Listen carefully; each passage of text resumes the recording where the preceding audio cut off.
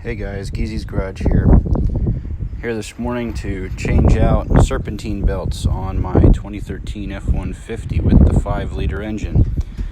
It has two belts. One is the main drive belt, and then the other one goes to the AC pulley. So the two part numbers there. The main drive belt is the JK6645, and the accessory belt is JK6541. So you'll need both of those. Tools you'll need, depending on your setup here. I have a cold air intake, so I just need a flat blade screwdriver to remove that. You will need a 1/2-inch breaker bar for the belt tensioners. You need a 13 and a 15 millimeter socket.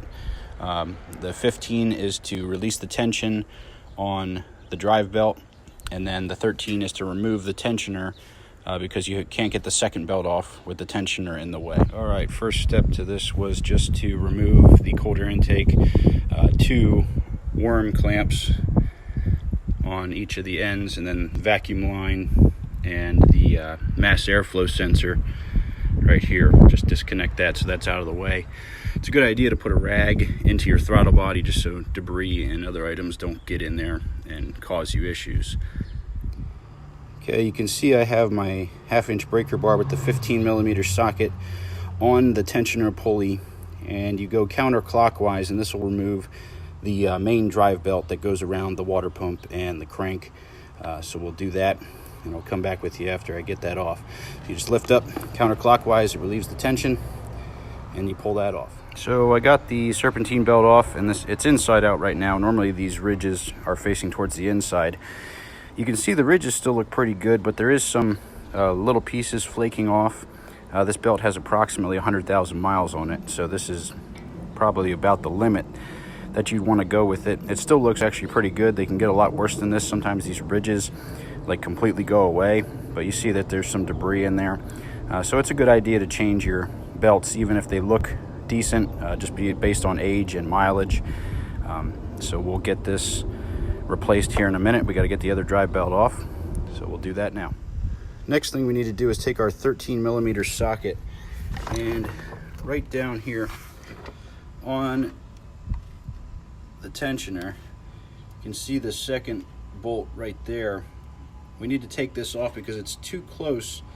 There's this crank has double belt grooves on it, and this pulley, or the tensioner, is too close to the pulley to get the second belt off, so we have to remove the tensioner. So we'll do that. Here's our belt tensioner that we just removed. Remember, there's just one 13 millimeter bolt in there on the back, so it threads into the engine block, and it has a little dowel pin right there that keys into the engine block. You need to remember when you put that back on that dowel pin needs to go in its hole, or else this isn't going to be able to tension. It'll just spin around. So make sure you get that dowel pin lined up where it needs to go when you put this back in. So now we can go in and get the other belt off the other side. There's a couple tubes in the way, so it's not going to be very easy to film that. So I'll just show you when I get the belt off. Okay, so I got that second belt off. Again, this one looks really good. Doesn't look like it has any issues. This one doesn't have any of that debris or anything, but just based on the 100,000 mile mileage, it's a good idea to replace it. So I lied a little bit earlier.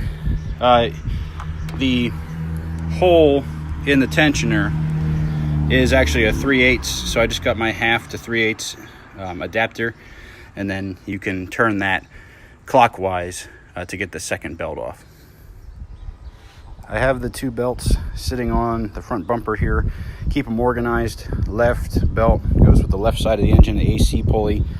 This right belt's the main drive belt. It goes to the water pump and the alternator and stuff. So I got those organized. Here's the one for the left belt.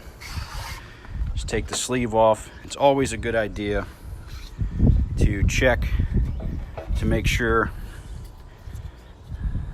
that the widths are the same. It has the same number of ridges on the inside. This case it has 6 on both. And then stretch them out and make sure that they are, the same diameter, and they are. This doesn't look good because one's stretched out, one isn't, but they are the same length when you stretch them out, because if you put the wrong length on, it's not going to grab and you're going to have issues. Always become familiar with your owner's manual, and 9 times out of 10 they will have a section that includes engine belt routing. Most cars have serpentine belts, so they'll show you. We have several different options. Mine's the 5.0, which is the one right here, and you see it looks like one belt, but their one is slightly more dark than the other one. It shows the routing for the left side and the right side, so if you forget which way it goes, you can always refer to this to make sure that you get it right. If you route your belt wrong, it might come off, it might not work, it'll get shredded. So make sure you check your owner's manual to understand how your belts are routed. All right, so it took some doing because the belts are pretty tight, and going around those pulleys, you need to make sure that you get it in the right area, and you have to have your breaker bar installed at the last moment to get it over the tensioner pulley, and then absolutely make sure that your belt is into the grooves on all of the pulleys, because if you start this up and it's not, it'll just turn it into spaghetti. So that inside AC pulley and everything is all belted up. Now we'll go to the right side and do the main drive belt for the water pump. I just reinstalled the tensioner with its 13mm bolt, making sure that that little peg in the back went back into the hole in the block so that it doesn't just spin around. So now we can put the other belt on, route that, and get it put back on to the tensioner. Okay, second belt is on.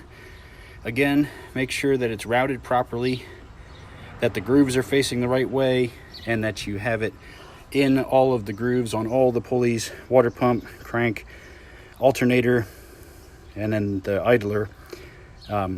It goes backwards, so you don't have to worry about that. So now we just got to button it up, put everything back, and we can start it up, make sure it works well. Okay, everything's back together. You won't be able to hear me when I start it up, but I'll go start it up now, make sure it's running right. Take a look at the belts, make sure they're tracking properly, make sure they aren't turning into spaghetti.